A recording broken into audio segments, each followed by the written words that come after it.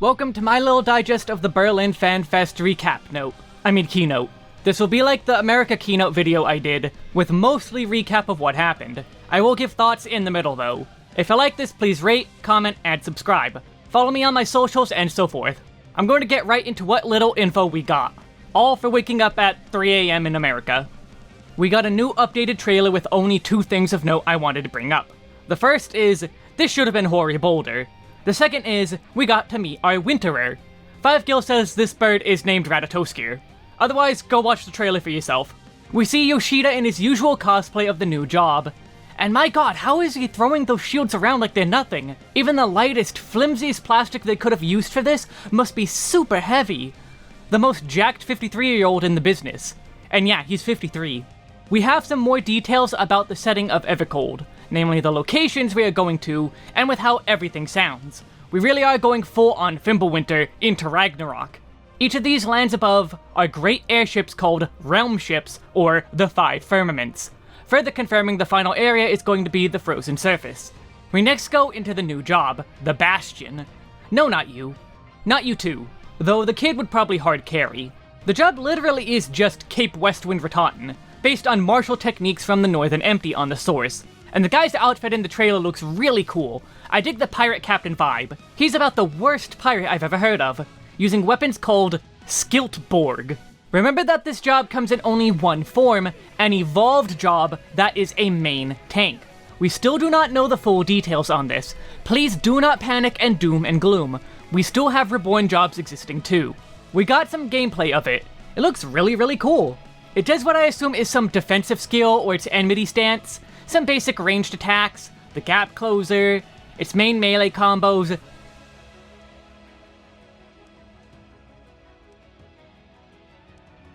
And then something interesting happens. This skill into nothing but ranged gun attacks. Now, of course we can only speculate how or whether or not things work this way, but I think this is stance dancing.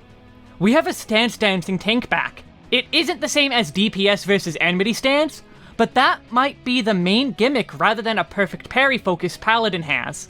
You have a lot of range attacks it seems, so this may be even more range based than Paladin as well.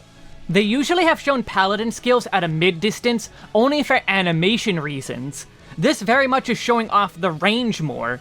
Time will tell, but it's a good first impression. Congrats everyone, we got 2 Fizz range this expansion. Bastion starts in Limsa, but we were not shown where. We will get the second job in Tokyo. Is what I would say if I didn't see Soken do a teaser while I went back to bed, where he played sound effects of the new DPS job, where one of the sounds was a falcon. So hi new job.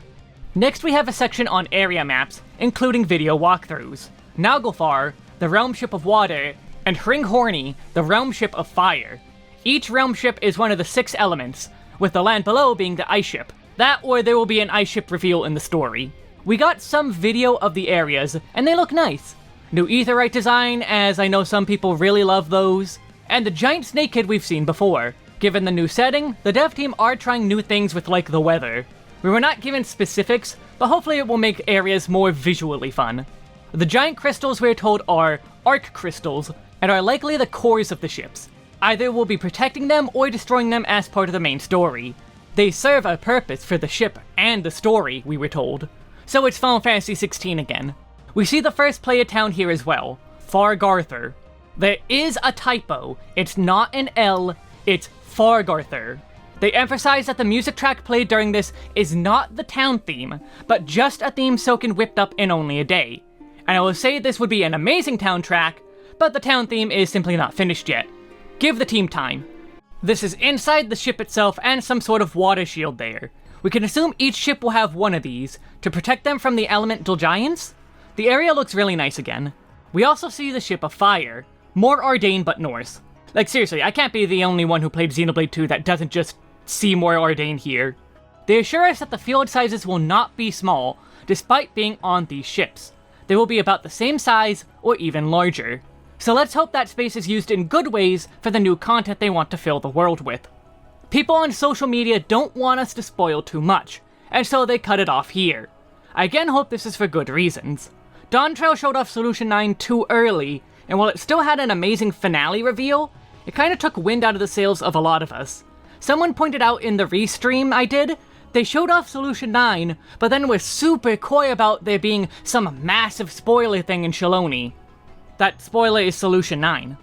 They are experimenting more with branching narratives. There is no info given that it isn't just what we did in Dawn Trail, but it could be telling for what is to come.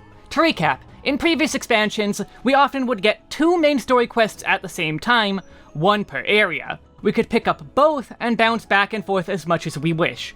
In Dawn Trail, you could pick up the Urkelpacha or Kozamalka quests, not both at once. You could only get to the other branch after completing the first one you picked.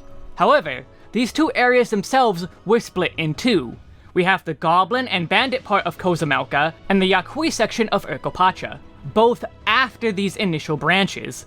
This branching narrative change? Maybe instead, we end up doing the entire areas instead of the splits. This could lead to them to do lots of fun things like making the fire ship be super sympathetic if you do them first, but clearly evil if you do them last. So anyone who goes to the fire ship first will be convinced the Fire Nation should change everything and attack. Or maybe the other nations could be unwilling to entreat with you for picking them first. Again, this is a lot of speculation, but it could be good for future expansions too. I doubt we'll get that information obfuscation bit, if just because it's an MMO. More importantly is how this affects gameplay. They're introducing an auto-content balancing system, because you could have a level 102, 104, and 106 people all in the same zone and at different progressions of the main scenario. First zone, second zone, and third zone. Fates, enemies, and even the dungeons in these areas will have to adjust. This even goes toward the eye level of the gear dropped in the dungeons. The further you are, the higher the eye level will be presumably. Or maybe based on your level itself? The goal is to give us more freedom in our progression, but the deeper details are really going to matter. What happens when you have 102 players with 106 players for a dungeon and such? This sounds like a tough task, and I hope it succeeds. Future expansion story structure might depend on it. They recap the battle pass, nothing new is told, come back in Tokyo. They mention Reborn and Evolved again. They mention how everyone wants to see their job. They mention that they will give people opportunities to do that. They think it will be a 4-hour-long show to show off every job. Give it to me, I'll do it in 2. Armory chest recap. The eye level function of it reflecting all lower jobs will only be for level cap. No, they are not going to let you be an eye level 900 level 20 Lancer. I do not know why people thought otherwise, but they make it extra clear here. Action skins get its first showing with Teleport. We have the default, Being Maguka is Suffering, and Evanescence variations of Teleport. They emphasized how we have lost skill animations over the years due to skills being removed. We can bring them back with this system. Animations will not change the DPS of the skills though. This means the cowards can bring back Kaiten as something that isn't Kaiten. Do it. Kill Kaiten for good. They plan to release a set of action skins with 8.0 for general actions. Job-specific action skills will be released with 8.1 and future patches. They want many actions to have skins, but it will be limited and take time to implement. But it will otherwise not be a one-and-done system. You mean like Eggy Glamour? After recapping the character creator additions, we're given a sneak peek of 8.1 and beyond additions to it. Lalafell and Vieira have this dark nose coloring you can turn off. Mikote Warpaint can also be turned off. And then, the great dehorning has begun. All raw horns are no longer face-specific. Decoupling things like this can only be good. Yoshida admits he himself is who limited glamour in past for lore and story reasons. But now he's giving choice to the players. It's almost like 15 years on the same project will change a person and their opinions on how to handle it. Then Koji teases about butt sliders and long hair. "It's a secret," said Yoshida. Is this just a tease or will it finally happen? I'm ambivalent to the former, but long hair has been a huge request for people. With more recap, the new updates for public field content has the tentative name of World Raids. We did not see anything about how this would work. We're shown a mock-up of how auto-travel for quests will work. with an emphasis on this being optional. They valued the actual travel experience as part of the quests, but times change and so will the game. It's also a commonplace feature these days for game quests to have an auto move. I have played many games over the years with some form of auto move system. Hell, Atlantica Online was my main game for a while, and that one is old as hell. It had a built-in auto move system. There are plenty of people cheering this as an accessibility win. If you want to manually move, do it. But if you want to get back to your quest turn-in while also running to grab a drink, this will be good for everyone. The system is basically how I expected it to be as a result. It will be a staggered release over the years because, while the basic creation of path nodes is incredibly simple, they have to add it to hundreds if not thousands of quests at this point.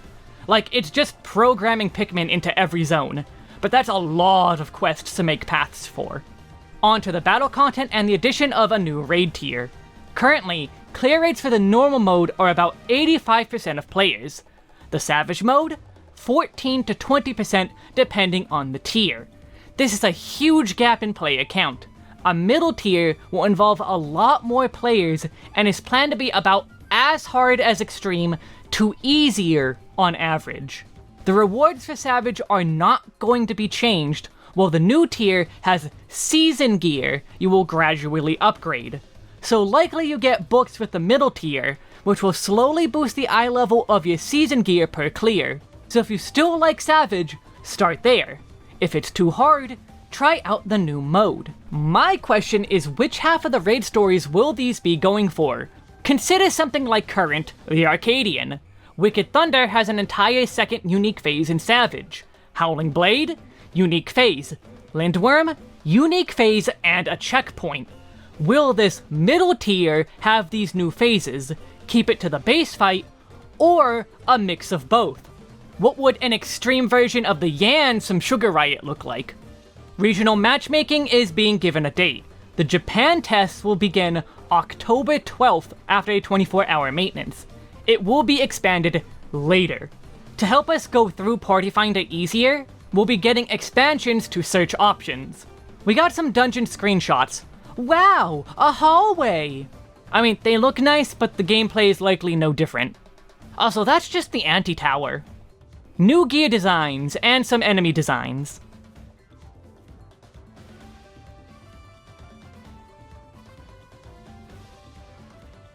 Now for some info on the duty support changes. Chocobo. We've come full circle back to A Realm Reborn. Back then, Chocobos took party member slots. Now, they are taking party member slots in dungeons. You can do 2-player duty support runs with your Chocobos as the missing slots. They want to overhaul the companion system with this. Consider that there is a leveling system involved.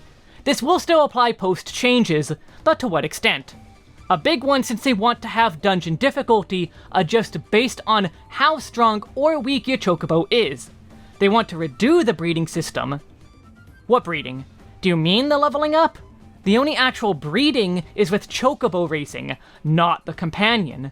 This could be a slip-up of what their plans are, or just weird word choice. I would not call force-feeding my Chocobo some onions as breeding.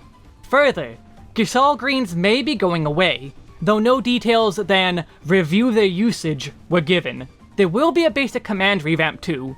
Maybe deeper pet command system? The breeding changes will be in 8.2, while the duty support will be launching in 8.1.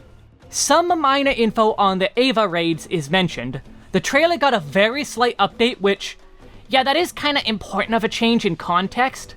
They apparently are having meetings on a daily basis about this raid series. I still do not know how we get Ava. It's probably going to be exactly how we got Nier.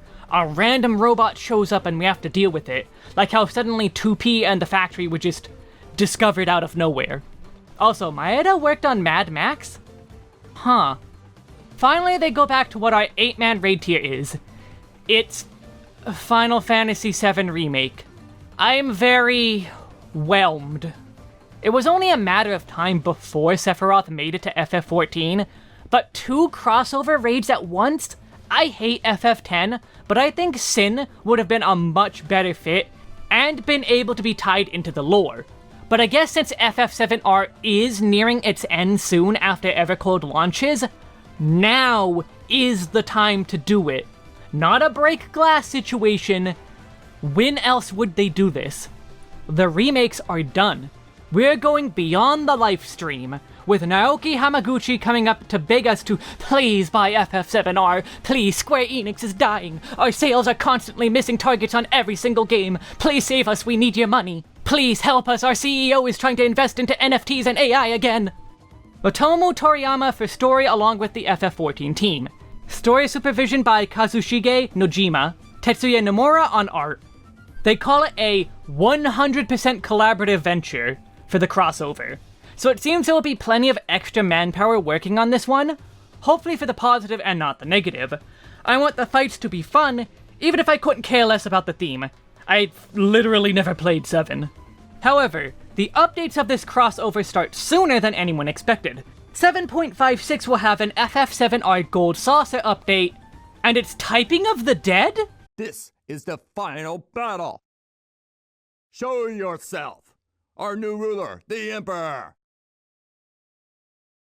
Keybound Brawler is its name, and FF7R is only the first of many themes they will be adding to it. It will release October 28th, with regular updates to the content in future. And then Yoshida gives a real product pitch to any company who wants one, for them to make typing games. The rewards to start will be Tifa and Barret outfits, so prepare for every cat girl to have a glamour change. More fun is Barret's gun being a fashion accessory. This minigame looks hilarious though. The Switch 2 version of the game goes live August 4th, so prepare for an influx of players. The first month will be free while they ensure stability. The collector's box is shown next. Amano art is cool as always, and we get a pretty sick looking Reaper statue. There's also keychains of the Key of Ethos and a kitty, the Kotor. We also have a mini tapestry and in-game rewards. Haunts. Odin FF13 haunts. I did say I am expecting FF13 a bunch this expansion, and yeah, this version of Odin makes sense. There's then the emote of entreating Azem's Crystal and Crystal Skiltborg. The digital collector's edition will also have these 3 items, as normal. That covers the entirety of the keynote, but I do want to mention one thing they mentioned in the community panel. They said, yes, we do actually read all your feedback, please stop saying we don't. I added in that last part. But like still, they do read our feedback. They gave some overview on how to properly give feedback on the official forums. First, pick one topic, not a laundry list of 20 issues. It is much harder to sort through the latter than the former. Because consider this, a topic with 100 posts. How many posts will talk about all 20 of those talking points?